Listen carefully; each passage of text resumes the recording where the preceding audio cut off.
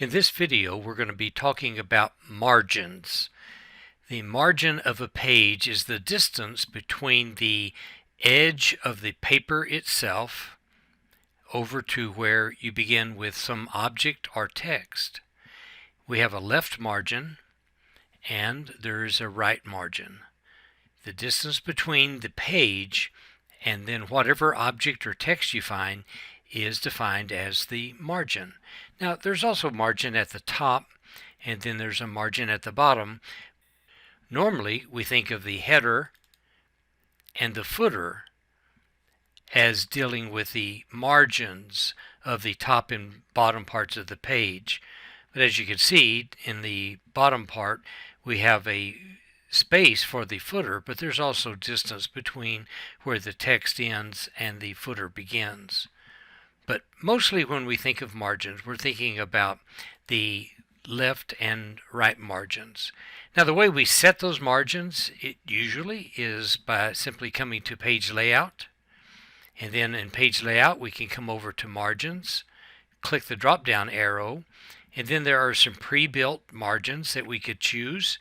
And if we did not want one of these, then we could come into custom margins and define whatever top, bottom, left, or right margins that we wanted to set.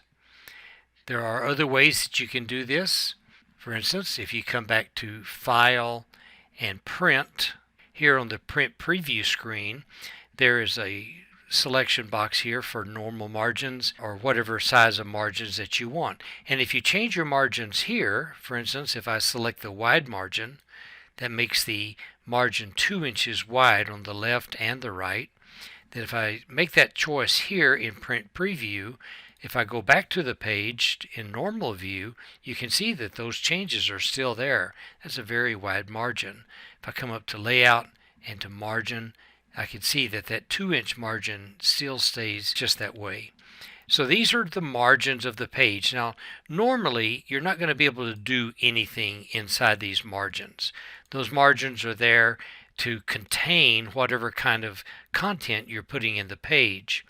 There are a couple of things that can be done to utilize this space. One would be, let's just come up to View, and then we're going to click on the option here under Show for the ruler.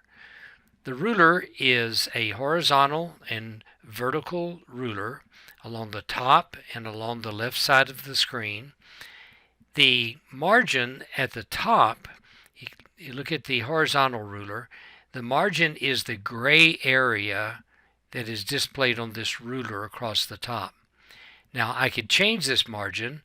For instance, like setting the right margin, I can just hover over the space between the white area and the gray area, and I get a left and right arrow, and I can just slide it over and change that margin just like this. Similarly, we can come over to the left margin, click, hold, and drag to make the margin what we want it to be. So we could set our margins this way. There are also a couple of tools up here on the top ruler. If you click on the top one, it says First Line Indent. So if we slide it, then it changes the setting. Notice it doesn't change the setting for the indentation of all paragraphs, and the reason is that the insertion point is found in this first paragraph. So if I Control Z to undo that, if I select all of the document and then come up to the top, I can change the left indent for all of the paragraphs. Move them back to where they were. The bottom icon up here is the left indent. So if I scoot it over, we're going to widen out the entire page, except that here we're not actually working with the margin, we're just actually working with indented space. As you can see up on the ruler up here, the gray area is still our margin, but now we've added a lot of white space in here by simply moving the left indent for all of the paragraphs. I'm going to move that back to where it was. Now, in the middle, there is another icon, and it's called Hanging Indent. If I click on it, then I can cause the paragraphs, all of them that are selected, to become hanging indented paragraphs. Now I can also pull that hanging indent way out over to the margin and make it like this. Control Z to undo that.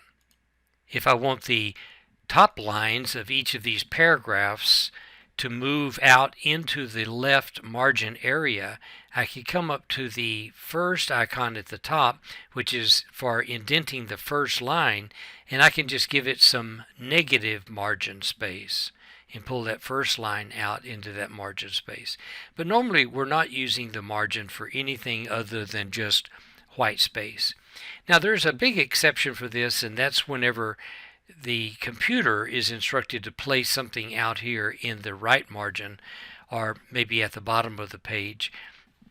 I can come to Insert and then over to Page Numbers, and the third option down is Page Margins, and here I can select to place like the page number in the right hand margin, and you'll see that it's placed here. But this is what page margins are. They are the area between, mostly we're concerned with the left and right sides of the page, with the distance between the edge of the page and the content, even though there is some consideration for the headers and footers with regard to margin, but we'll discuss that in a separate video.